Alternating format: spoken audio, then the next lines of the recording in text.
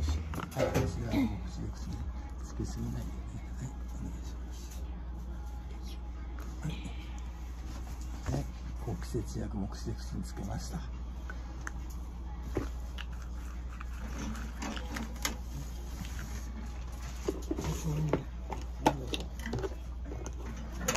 頑張りました。